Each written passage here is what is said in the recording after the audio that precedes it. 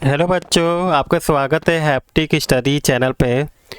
आज मैं आपको चैप्टर नंबर 2 सूक्ष्म जीव मित्र एवं शत्रु, ये क्लास 8 का साइंस का चैप्टर है। इसका पार्ट 2 कराने जा रहा हूँ। पार्ट 1 मैंने करा दिया है। अगर आपने वो नहीं देखा है तो आप मेरी प्लेलिस्ट में जाके वो देख सकते हैं।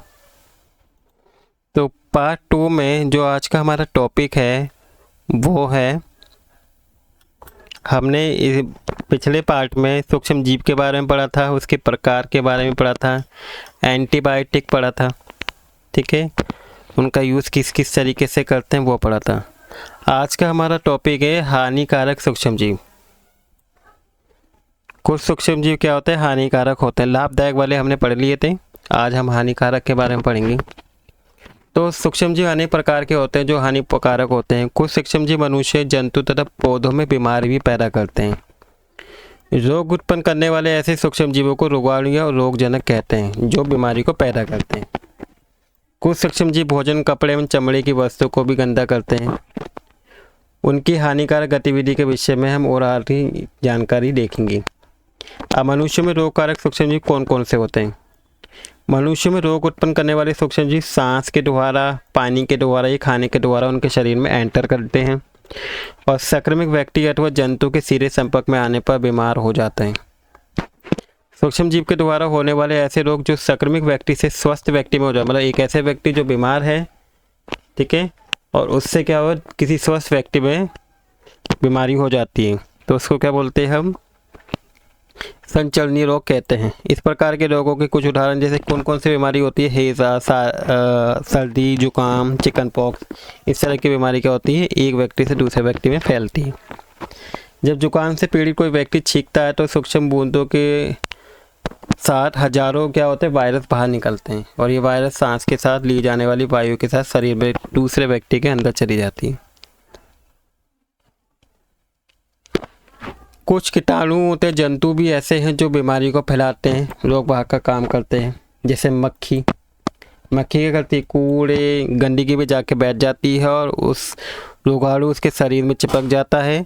और जब मक्खी बिना ढके भोजन पर बैठती है तो रोगाणु का स्थानांतरण संभव हो जाता है, खाने में चला जाता है। जो भी व्यक्ति ऐसे भोजन को खाता है बीमार पड़ जाता है और ये सलाह दी जाती है इसलिए कि भोजन को सदा ही ढक कर रखा जाए। बिना ढके भोजन को खाने से हमें बचना चाहिए। अब ऐसे एक मच्छर है, मादा एनोफिलीज मच्छर, ठीक है, मच्छर प्लेज्मोडियम का वाहक है। मतलब इससे क्या होती है, एक बीमारी होती है प्लेज्मोडियम। मादा एडिस मच्छर डेंगू का वाहक है, ये डेंगू बीमारी को फैलाता है। हम मलेरिया अथवा डेंगू का नियंत्रण किस प्रकार कर सकते हैं, ठीक है, प्लेज्मोडियम यानी कि मलेरिया बोलते हैं जिसे। तो मादा एनोफिलीज के द्वारा मलेरिया की बीमारी होती है और मादा एडिस जो मच्छर है उससे कौन सी बीमारी होती है, डेंगू का बीमारी होती है, ठीक है। ये मादा एनोफिलीज मच्छर का डायग्राम है। सभी मच्छर क्या होते हैं, पानी में पैदा होते हैं। जैसे आपको पता है, हमें पानी को कभी भी क्या है, एक जगह रुका हुआ नहीं रहना चाहिए, हमेशा चलता हुआ पानी होना चाहिए। कूलर, टायर, इनके अंदर क्या कभी भी पानी को इकट्ठा नहीं होने देना चाहिए। अतः अपने आसपास के स्थानों को भी हमें साफ रखना चाहिए, मच्छर को पैदा होने से रोकना चाहिए। अब देखिए, ये कुछ बीमारियों के नाम हैं और ये किससे फैलते हैं और ये किसके द्वारा फैलते हैं वो हैं और इनके उपाय क्या हैं।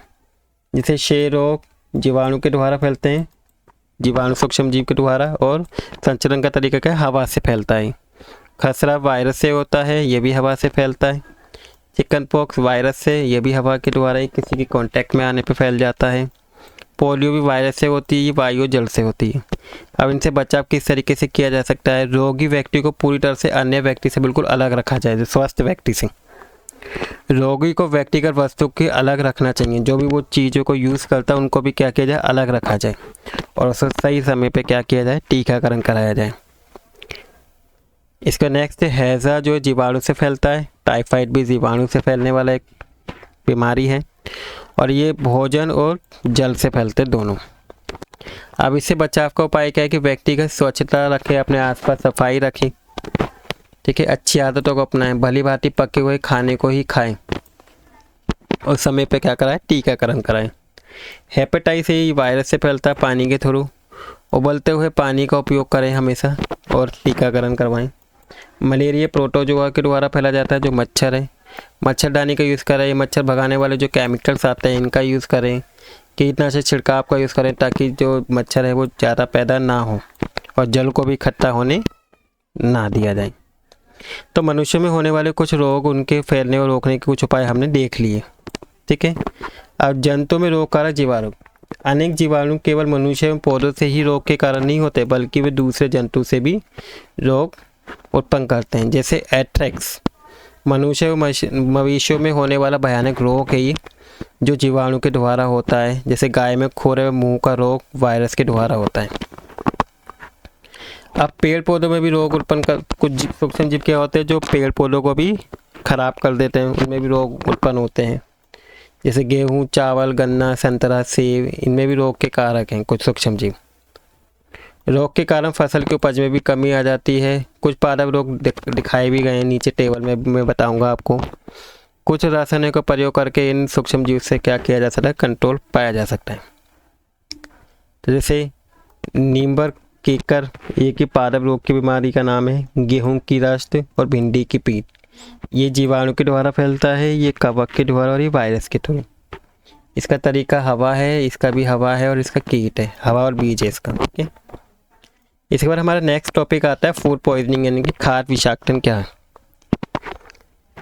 तो बूझो के एक मित्र ने उसे एक पार्टी में बुलाया और वहाँ उसने अनेक प्रकार के खाना खाया। घर आने पर उसे क्या होने लगी, उल्टी होने लगी। अस्पताल ले जाया गया, डॉक्टर ने बताया कि इसे क्या हो गया, खाद्य विषाक्तन के कारण यह स्थिति हुई है। अब सूक्ष्म जीव के द्वारा दूषित भोजन करने से खाद्य विषाक्तन हो सकता है। हमारे भोजन में उत्पन्न होने वाले सूक्ष्म जीव कभी कभी विषैले भी पदार्थ उत्पन्न करते हैं। जैसे खाना है, खाने में क्या कोई भी सूक्ष्म जीव उत्पन्न हो जाते हैं तो क्या होता है, खाना खराब हो जाता है, उसके कारण ये होता है।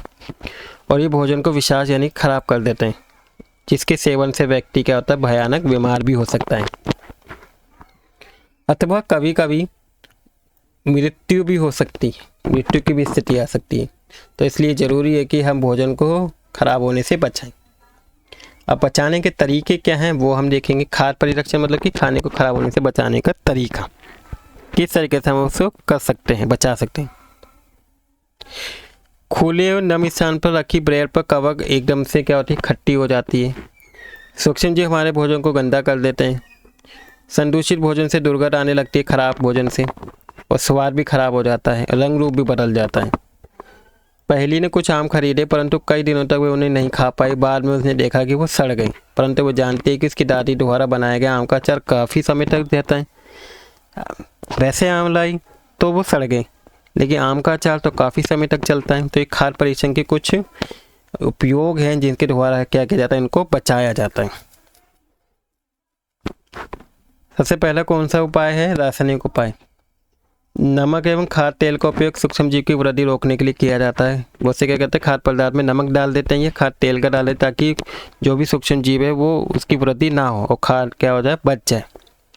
हम नमक और खाद्य अम्ल का भी प्रयोग करते हैं, अचार बनाने में करते हैं, जिससे सूक्ष्म जीवों की वृद्धि नहीं होती। सोडियम बोंजाई, सोडियम मेटोबाइसल, ये सब क्या है, इनको खराब होने से बचाते हैं।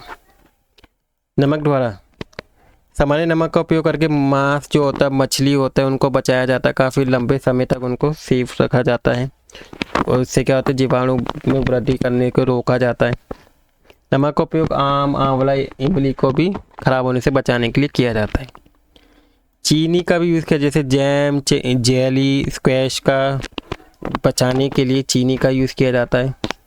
चीनी के प्रयोग से खाद्य पदार्थ की नमी में भी कमी आती है। संदूषित खान करने वाले जीवाणुओं की वृद्धि को क्या करते हैं, कंट्रोल करते हैं। तेल एवं सिरके का उपयोग किया जाता है अचार को खराब होने से बचाने के लिए, क्योंकि इस पर जीवाणु जीवित नहीं रह पाते। सब्जी, जल, मछली तथा मांस का परीक्षण इस विधि के द्वारा ही होता है। नेक्स्ट है, किसी भी चीज़ को गर्म या ठंडा करके भी हम क्या कर सकते हैं, किसी को खराब होने से बचा सकते हैं। जैसे माँ को आपने देखा होगा दूध उबालते हुए देखा होगा, उबालने से क्या होता है कि जो उसके अंदर सूक्ष्म जीव होते हैं वो क्या हो जाते हैं, नष्ट हो जाते हैं। इसी प्रकार हम अपना भोजन रेफ्रिजरेटर, फ्रिज में भी रख देते हैं, ठीक है, ताकि वो सूक्ष्म जीव की वृद्धि को रोक सकें। पौष्टिक दूध क्या होता है, पौष्टिक दूध को बिना उबाले इस्तेमाल किया जा सकता है, क्योंकि ये सूक्ष्म जीव से मुक्त होता है। इसके लिए दूध को 70 डिग्री या 5 से 30 सेकंड के लिए गर्म करते हैं, फिर उसे ठंडा करके उसका भंडारण कर लेते हैं। ऐसा करने से सूक्ष्मजीव की वृद्धि रुक जाती है और इस प्रक्रिया को पौष्टिकरण भी कहते हैं। ठीक है, कई बार एग्जाम में आया है। और इस विधि की जो खोज है वो किसने की थी? लुईस पास्चर ने की। नेक्स्ट है भंडारण पैकिंग। आजकल मेवे तथा सब्जियां भी वायुरोधी सील किए गए पैकेटों से बचे होते हैं, जिसमें सूक्ष्मजीव से सुरक्षा होती है।